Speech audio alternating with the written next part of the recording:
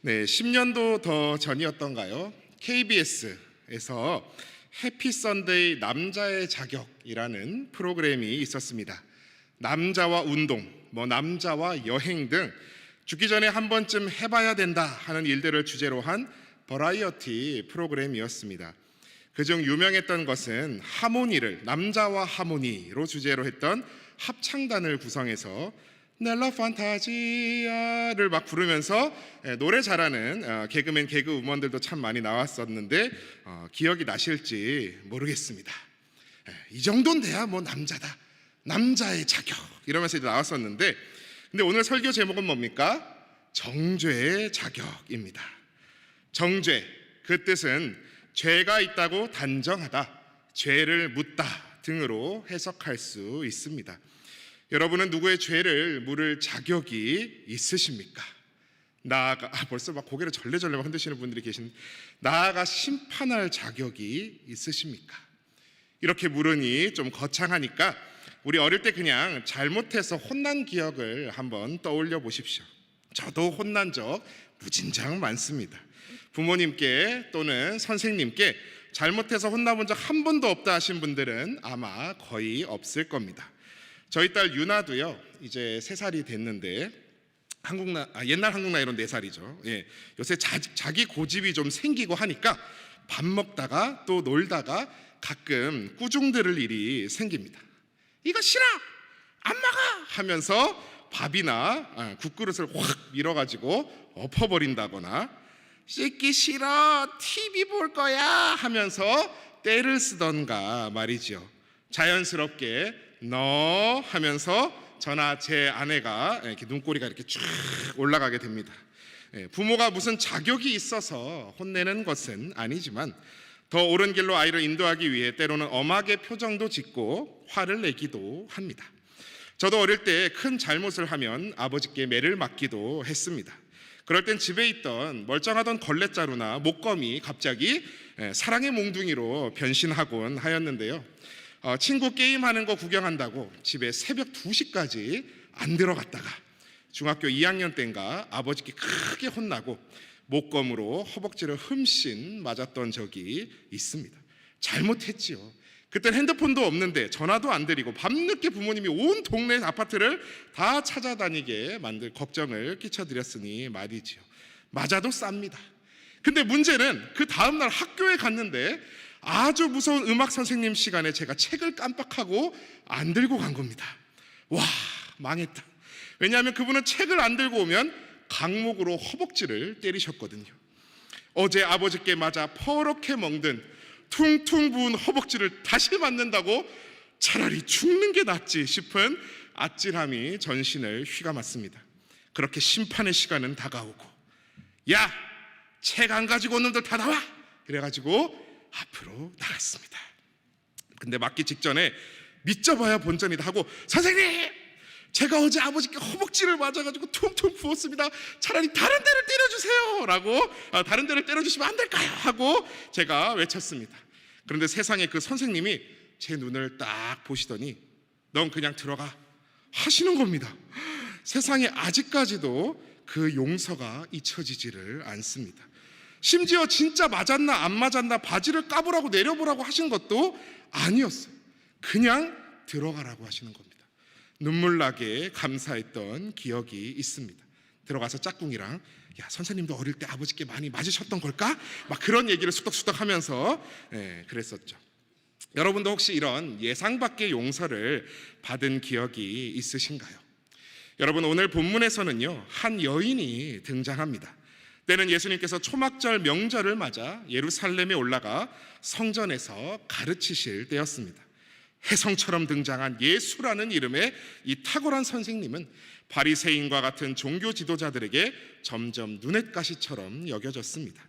예수님이 사람들 앞에서 말씀을 전하시던 그때 서기관과 바리새인들, 율법에 탁월하다는 이 종교 지도자들이 한 여인을 끌고 와서 세웁니다. 중간에 세웁니다. 어이, 똑바로 서! 선생이여, 이 여자가 간음하다가 현장에서 잡혔습니다.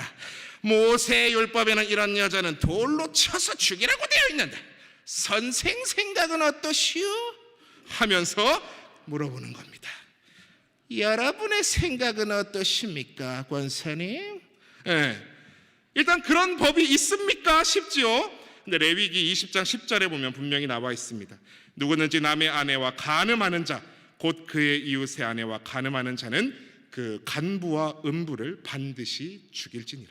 둘 다 죽이라는 거죠 라는 말씀이 있습니다. 근데 남자는 어디로 도망갔는지 모르겠고 여자만 끌려와가지고 서 있는 겁니다. 자, 이제 여러분이라면 뭐라고 답하시겠습니까? 그래, 간음을 했다고? 돌로 쳐라. 아니면 용서하고 보내줘라. 그래, 결심했어.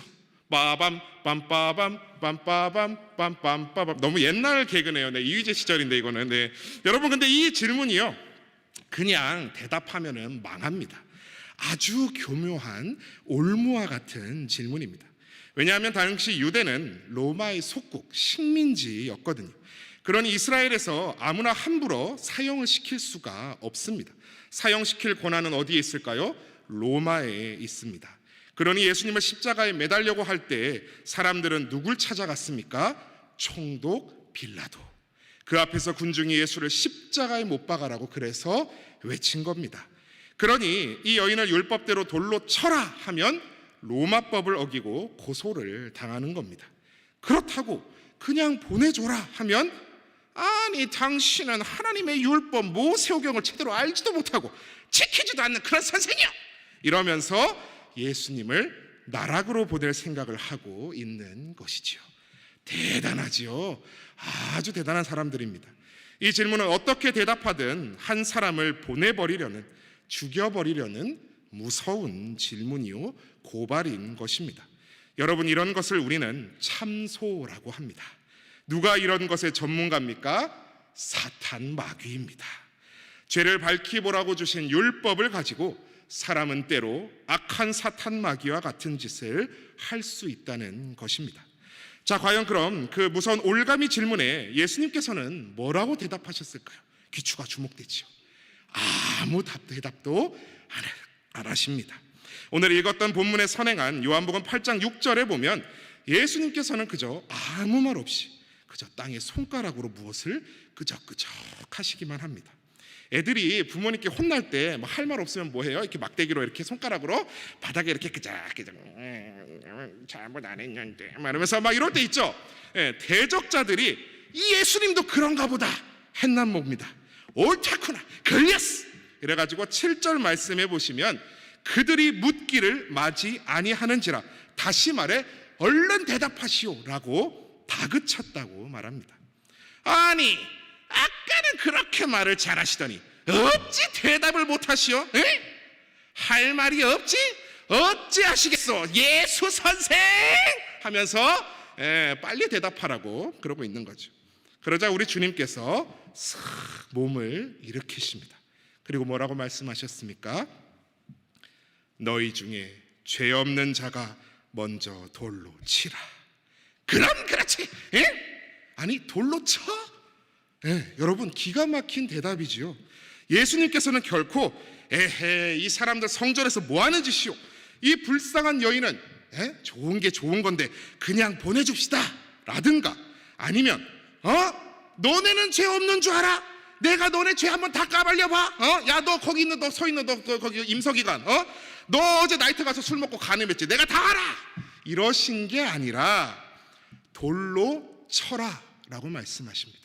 사형을 언도하시는 겁니다. 근데 누가 하라고요? 죄 없는 자가 먼저 해라 하셨습니다. 그리고 또 몸을 굽혀서 땅에 끄적끄적 뭔가를 쓰십니다. 대체 뭘 쓰셨는지 성경은 말해주지 않습니다. 천국 가면 꼭 물어보십시오. 아무도 모릅니다. 혹자는 거기 있는 참소하는 모든 자들의 죄목을 낱낱이 써내려갔을 것이다 말하기도 합니다. 아니면 하늘 아버지, 이 여인의 죄를 제가 이 자리에서 용서합니다, 아버지도 용서하소서라고 썼다고 생각하는 여러 상상들을 하지만 성경은 예수님이 뭘 쓰셨는지 결국 알려주지 않습니다. 왜요? 그게 중요한 것이 아니라는 것이죠.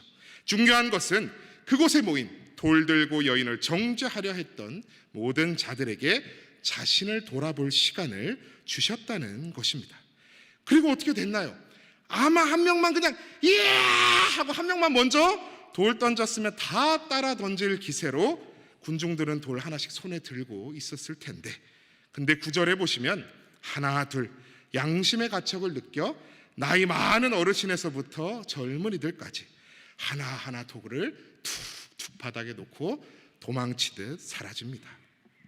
여러분, 이 여인의 죄를 물을 죄 없는 자가 있었습니까? 하나도 없었습니다. 근데요, 사람은 참으로 간악해서 자신에겐 한없이 관대하면서 남의 잘못에는 가차없이 정죄하는 모습을 많이 보여줍니다.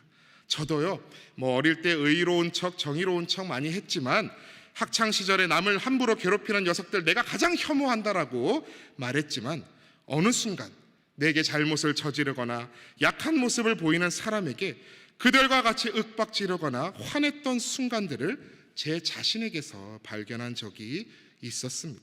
그때 정말 정신이 번쩍 들더라고요. 내가 뭐 하고 있지? 내가 혐오하던 사람과 나는 종이 한 장 차이구나, 다를 게 없구나 라고 느꼈던 기억이 납니다. 우리에겐 정죄의 자격이 없습니다. 기록된 바 의인은 없나니 하나도 없으며 죄 없는 인간은 하나도 없습니다. 그렇게 양심의 가책을 느낀 모든 군중이 떠나가고 현장에는 여인과 예수님만 남았습니다. 여인은 아마 그때까지 눈을 꼭 감고 있었을 겁니다. 우리 오늘 본문 10절 말씀을 다시 한번 봉독해 보시겠습니다. 우리 함께 읽었던 10절 말씀입니다. 시작.